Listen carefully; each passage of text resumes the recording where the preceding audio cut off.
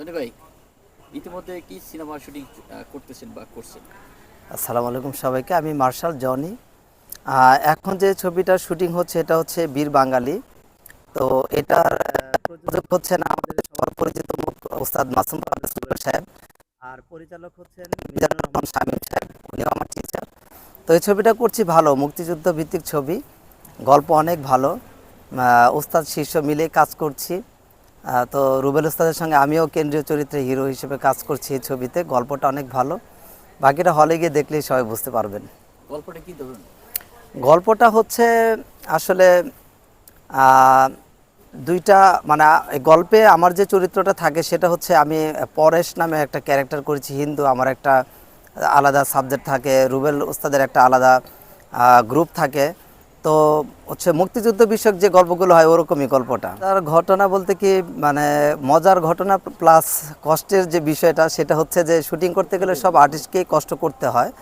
তার মধ্যে হচ্ছে রাত্র ঠিক 11:30 12টার সময় শুটিংটা হচ্ছিল।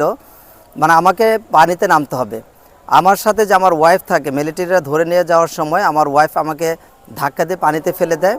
তো পানিতে যখন আমি পড়ে যাই ওখানে আমাকে 8-10 বার শট দিতে হয়েছে, পরপর 2 দিন শুটিং করতে হয়েছে। এবং তখন আমার পুরো শরীরে মানে শীত ঠান্ডা, তো শীতে অনেক কষ্ট হয়েছে, কষ্ট করে কাজ করেছি। সিনেমার জন্য তো সবাই কষ্ট করে, তো নতুন হিসেবে আমিও কষ্ট করলাম। তবে অনেক কষ্টের বিষয় ছিল, যেমন একটা ভালো স্মৃতি এবং কষ্টের বিষয় এটা আসলে। এখন কি কি ছবি মানে সামনে রিলিজ হওয়ার সম্ভাবনা আছে আপনার?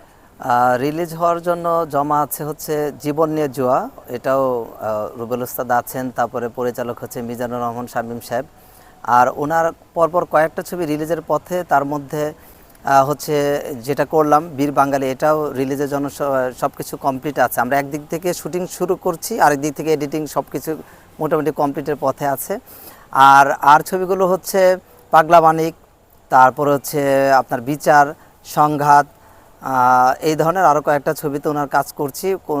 কয়েকটা 80%, কোনোটা একদম শুটিং শেষ।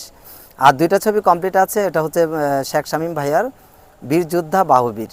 ওই 2টা রিলিজের জন্য সব কিছু ওকে আছে। এখন ওনারা যারা তৈরি করেছেন, যারা প্রডিউসার, ওনারা বলতে পারবেন যে কবে রিলিজ দিলে ভালো হবে। ওনারা দিনক্ষণ দেখে ওনারাই রিলিজ দিবেন। ওস্তাদ শিষ্য এখানে যে কোনো একটা সিনেমার কোনো কোনো খুব অ্যাকশন কোনো ফাইট টাইট হয়েছে কিনা?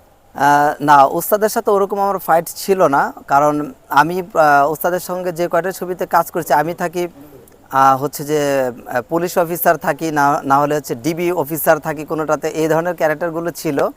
তো ওনার সাথে আমার হচ্ছে কি যে উনি সিনিয়র পার্সন থাকেন, আমি জুনিয়র লেভেলের কিছু একটা থাকি, যার জন্য ওস্তাদের সঙ্গে ফাইটের কিছু নয়। তবে লাস্ট ফাইট বা অন্যান্য সিন আছে, উনিও তো ওভাবে আমরা যেরকম কষ্ট করে কাজ করেছি উনিও তো করেছেন। তো আরেকটি মজার বিষয় হচ্ছে আমি যখন পানির মধ্যে পড়ে যাই, যখন ফেলে দেওয়া হয় এবং শীতে আমি কাঁপছিলাম, তখন ওস্তাদ আমাকে বললেন যে আমাকে যে কথাটা বললেন আমাকে সাহস দেওয়ার জন্য, যে দেখ সন্ত্রাস ছবিতে সারা রাত আমি পানিতে নেমেছি, ফাইট করেছি, আবার উঠেছি, কম্বল গায়ে দিয়েছি, আবার ফাইট করেছি। এটা হচ্ছে আমাকে উৎসাহ দেওয়ার জন্য, আমাকে মানে শক্তি দেওয়ার জন্য উনি কথাটা বলেছেন। উনি বুঝেছেন দেখ আমরাও এরকম কষ্ট করে আসছি, তো এটা কোনো বিষয় না, কষ্ট না। কে বলেছিল? এটা রুবেল ওস্তাদ আমাকে বলেছিলেন শুটিং স্পটে, আচ্ছা। যখন আমি শীতে কাঁপছিলাম পরপর 2 দিন। একদম রাত্র 12টার সময়, মানে ফুলফিল ঠান্ডা ছিল। এখনও ঠান্ডা আছে, কিন্তু তখন আরও বেশি ঠান্ডা ছিল। ঠিক আছে, জি বলো। বাঙালি ছবিটা দর্শক কেমন দেখবে? আশা করি এটা অনেক ভালো একটি গল্প, দর্শক ভালোভাবে নেবেন। কারণ প্রত্যেকটা মুক্তিযুদ্ধের গল্পগুলো কীরকম হয় আমরা জানি, কিন্তু এটা একটু ব্যতিক্রম গল্প এবং অনেক ভালো মানের একটি গল্প।